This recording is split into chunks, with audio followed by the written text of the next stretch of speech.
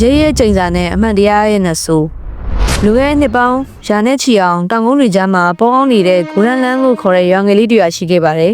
ဒီရွာကအမြဲတမ်းငြိမ်းချမ်းပျော်ရွှင်နေတယ်။ဘာကြောင့်လဲဆိုတော့ရွာသူရွာသားတိုင်းရဲ့မျက်နှာမှာအမြဲတမ်းအတူရောင်ဖြစ်တဲ့တည်ငြိမ်တဲ့အပြုံးတစ်ခုချိတ်ဆွဲထားလို့ပါပဲ။ဒီလိုအပြုံးတွေကိုအုပ်ချုပ်သူ Vance ကအတင်းကျပ်စွာထိတ်ချုပ်ထားပြီးသူဟာရွာသားတွေရဲ့ငြိမ်းချမ်းရေးကိုစောင့်ရှောက်သူအာဇာနည်ဖြစ်လူအများကယုံကြည်ကြပါတယ်။ဒါပေမဲ့ဒီရွှေမြေထဲမှာဇက်လိုက်ဖြစ်တဲ့အာရွန်းဆိုတဲ့လူငယ်လေးကတော့တခြားသူတွေနဲ့မတူပဲမိုးရပါအပြုံးမရှိသူဖြစ်ခဲ့ပါတယ်။သူမျက်နှာပေါ်ကအေးဆက်တဲ့ပုံစံကြောင့်ရွာထဲမှာအမြဲတမ်းပယ်ချခံနေရပြီးအထီးကျန်နေခဲ့ရပါတယ်။သူ့ကိုနှွေးထွေးစွာဆက်ဆံပေးသူတဦးသာရှိပြီးတော့သူကတော့ချစ်စရာကောင်းတဲ့တငယ်ချင်းမလေးလီဆာပဲဖြစ်ပါရဲ့လီဆာဟာအာရွန်းရဲ့အပြုံးမဲ့တဲ့မျက်နှာအောက်ကနှွေးထွေးတဲ့စိတ်ရင်းကိုမြင်တတ်သူပါတညတာရဲ့လားပြင်လုံးအောက်မှာအာရွန်းဟာရွာရဲ့လှည့်ဝက်ချက်တစ်ခုကိုမတော်တဆတွေ့ရှိခဲ့ပါတယ်သူဟာပန်းပွင့်အစင်နှစ်တွေကိုရှောင်ရှားတဲ့လမ်းစားလေးတစ်ခုကိုရောက်သွားတဲ့အခါရွာသားတွေအားလုံးရဲ့အရေးတွေဟာသူတို့ရဲ့ပိုင်ရှင်တွေကနေခွဲထွက်ပြီးနိုးထလာတာကိုတွေ့လိုက်ရပါတယ်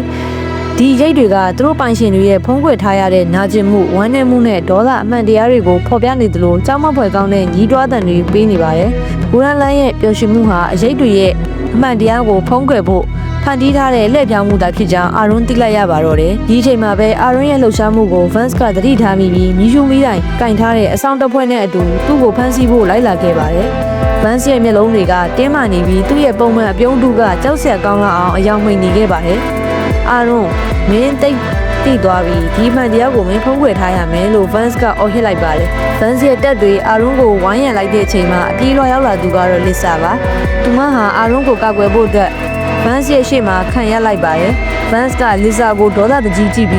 းမော့အတက်ကိုအသုံးပြုလိုက်တဲ့အခါလစ်စာဟာအပြုံးမျက်နှာနဲ့ကြောက်ရွံ့တရုပ်ဖြစ်ချက်ချင်းပြောင်းလဲသွားခဲ့ပါတယ်။လစ်စာရဲ့မျက်နှာပေါ်ကထာဝရအပြုံးဟာအာရွန်းအတွက်ကြည်မြင်အောင်အေးဆက်ပြီးနာကျင်စရာကောင်းတဲ့အမတ်တရားတစ်ခုဖြစ်ခဲ့ရပါတယ်။ခြေဆုံးတငယ်ချင်းရဲ့ဆုံးရှုံးမှုကြောင့်အာရွန်းဟာမကြုံဘူးအောင်နာကျင်ဒေါသထွက်လာပြီးသူ့ရဲ့အတွင်းစိတ်ထဲကလျှို့ဝှက်စမ်းကြဲတဲ့ဆွမ်းအားတစ်ခုဟာနိုးထလာပါတယ်။သူဟာမြေကြီးထဲကနေရှေ့ဟောင်းအရိပ်သားကိုထုတ်ယူလိုက်ပြီးပတ်ဝန်းကျင်ကအရိပ်စွမ်းအားလုံးကိုအရှိန်ဟုန်ပြင်းစွာဆုပ်ယူလိုက်ပါတော့တယ်။အာရီရဲ့ခန္ဓာကိုယ်ဟာမဲမောင်တဲ့အရိပ်စွမ်းအားတွေနဲ့နှမ်းခြုံသွားပြီးသူ့ရဲ့အပြုံးမဲ့တဲ့မျက်နှာမှာအစွမ်းထက်တဲ့နှဆိုးမျက်လုံးတွေပေါ်လာကသူဟာအပြုံးမဲ့နှဆိုးဖြစ်သူအပီးပိုင်ပြောင်းလဲသွားခဲ့ပါတယ်။အာရွန်းနဲ့ Vance တို့ဟာရွာရဲ့အလဲကောင်မှာပြင်းထန်စွာရေးဆိုင်တိုက်ခိုက်ကြပါတော့တယ်။တိုက်ခိုက်နေရင်မှာ Vance ကအော်ဟစ်ခဲ့ပါတယ်။ငါဟာမင်းတို့ထင်သလိုလူဆိုးမဟုတ်ဘူး။ငါရဲ့အဓိကတာဝန်ကဒီရွာကိုနှဆိုးကြီးစီကကာဝယ်ဖို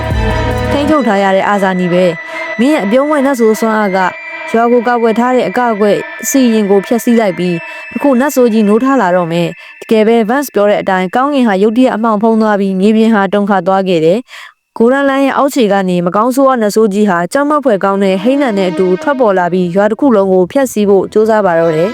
Vance တိုးပန်းခဲ့တဲ့အတူရောင်ငင်းငယ်ရေးရဲ့နောက်ွယ်ကအမှန်တရားကိုအာရွန်းကောင်းကောင်းနားလည်လိုက်ပါပြီ။အာရွန်းဟာနတ်ဆိုးကြီးကိုသူ့ရဲ့အပြုံးမဲ့နတ်ဆိုးစွမ်းအားနဲ့ရင်ဆိုင်လိုက်ခဲ့ပါတယ်။သူဟာကျော်သားတွေရဲ့ရိတ်အစစ်မှန်တွေရဲ့အင်အားကိုစုပ်ယူထားပြီးသားဖြစ်တဲ့အတွက်နတ်ဆိုးကြီးထက်ပိုမိုအစွမ်းထက်နေခဲ့ပါတယ်။နောက်ဆုံးတော့နတ်ဆိုးကြီးကိုတိုက်ခိုက်ပြီးနောက်သူ့ရဲ့ခန္ဓာကိုယ်အလုံးစုံစုပ်ယူချုပ်နိုင်ခဲ့ပါတယ်။နတ်ဆိုးကြီးကိုစုပ်ယူလိုက်နိုင်ပြီးနောက်မှာအာရွန်းဟာအမောက်စွမ်းအားနဲ့အလင်းစွမ်းအားနှစ်ခုလုံးပေါင်းစပ်ထားတဲ့အစွမ်းထက်တဲ့သတ္တဝါအဖြစ်သို့ပြောင်းလဲသွားပါတယ်။သူဟာဂိုရန်လန်းကိုပြန်လည်တည်ဆောက်ပြီးဖျားအဖြစ်ကိုးကွယ်ခံရပါတော့တယ်။ဒါပေမဲ့အာရွန်းဟာ Vance လိုထိန်းချုပ်အုပ်ချုပ်ထားတာမျိုးမဟုတ်တော့ပါဘူး။